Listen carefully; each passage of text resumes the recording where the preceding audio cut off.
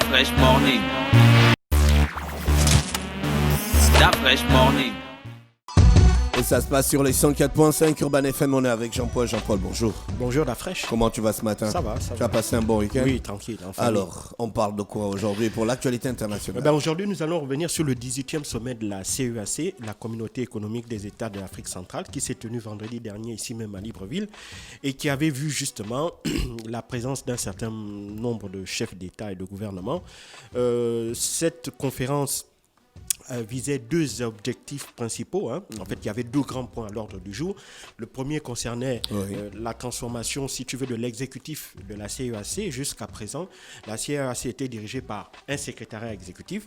Et donc, les chefs d'État et de gouvernement en juillet dernier avaient décidé de, si tu veux, changer cet exécutif-là en l'arrimant un peu aux normes internationales actuelles, c'est-à-dire en mettant en place un comité, une commission exécutive, pardon. Et donc, ce sont ces textes-là qui ont été adoptés au cours de cette session ordinaire. Et donc, désormais, ce ne sera plus un secrétaire exécutif qui sera à la tête de la CEAC, mais plutôt le président d'une commission, à l'image de ce que l'on a pu observer dans l'Union africaine ou bien, par exemple, au niveau de la CEMAC. Donc ça, c'est le premier point. Et puis, le deuxième point, c'était évidemment le passage de témoins entre le président Ali Bongo Ondimba, qui assurait la présidence de la CEAC, et évidemment son homologue Denis Sassou Nguesso, président de la République du Congo. Donc ça, ce sont les deux principaux points. Et puis, évidemment, il s'est agi de faire un peu le tour de la situation politique en Afrique centrale en général. Et donc, sur ce point-là, évidemment, les chefs d'État ont reconnu qu'en ce qui concerne le fonctionnement de l'institution elle-même, elle avait connu certaines difficultés, parce qu'il faut savoir que depuis sa création en 1983, la CEAC est passée par des phases qu'on peut dire de haut et de bas. Alors, dans ces phases de bas, évidemment, c'est que depuis 1983, il faut savoir qu'à peu près 9 des 11 pays membres de la CEAC ont connu au moins un conflit armé en leur sein. Puis la deuxième chose, c'est que les chefs d'État et de gouvernement ne mettaient pas toujours la coopération régionale dans le cadre de la CEAC comme étant leur priorité en matière de politique intérieure. Il faut savoir que l'objectif de la CEAC, lorsqu'il a été créé en 1983, c'était la mise en place d'un marché commun entre tous ces pays-là qui partagent cet espace géographique qui est l'Afrique centrale. C'est la raison pour laquelle ça part du golfe de Guinée en passant par les pays des Grands Lacs jusqu'au pays, jusqu'à la frontière avec l'Afrique australe. C'est la raison pour laquelle vous avez l'Angola, etc.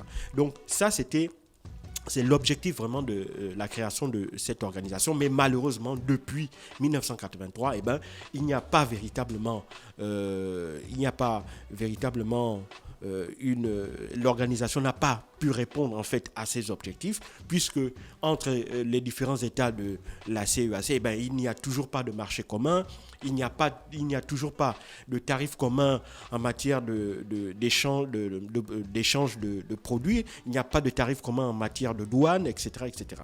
Donc, depuis maintenant environ 2 ou 3 ans, il y a une reprise en main de cette organisation-là, et c'est dans ce cadre-là que le président sortant Ali Bongo Ondimba a repris en main l'organisation pour justement lui donner l'impulsion qu'il faut sur le plan juridique pour véritablement se remettre en état de marche. Et donc ça, c'était vraiment important. Et puis la deuxième chose qu'il faut savoir, c'est que ce sommet ordinaire a consacré également le grand retour sur la scène médiatique du chef d'État gabonais qui était absent depuis quasiment toute l'année 2019.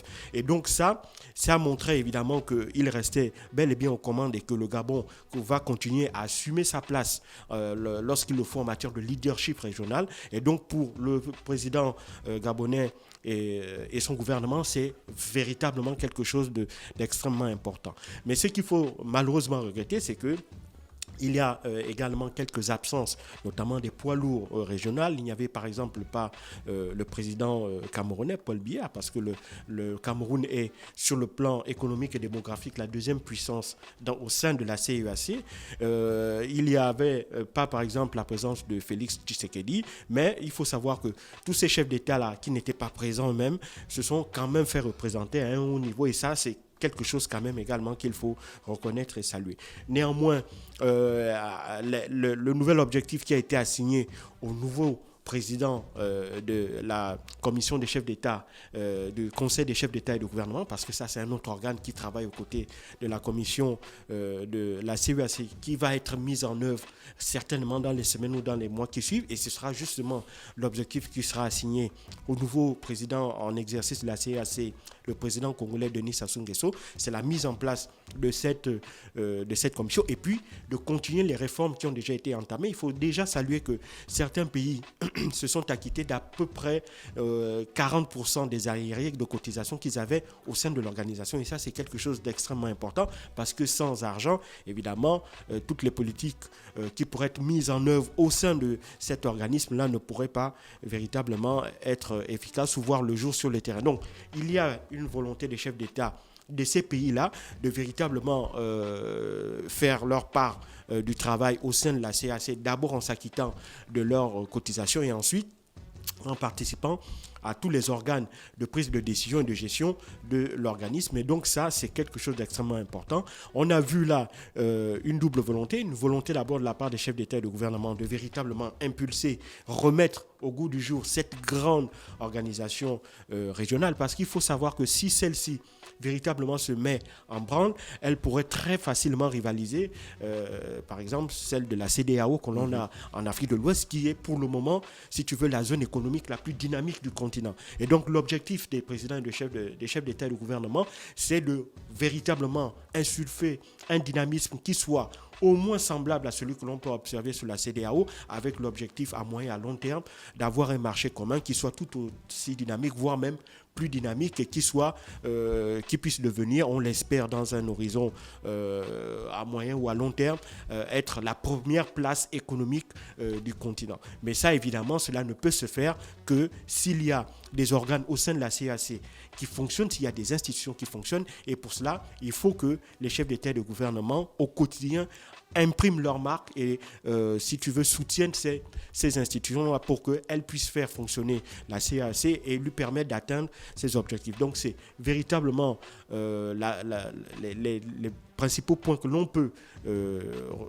pourra évidemment garder en mémoire en ce qui concerne cette 18e session ordinaire, et ça c'est quelque chose qui est de bon augure pour le futur de cette organisation. Merci Jean-Paul qui revenait donc sur l'actualité internationale. Ce matin on parlait de la CEAC. Restez connectés dans le Da Fresh Morning, le réveil matinal le plus haut de la capitale, sur la radio la plus haute de la capitale. Ouais, gars. Da Fresh Morning.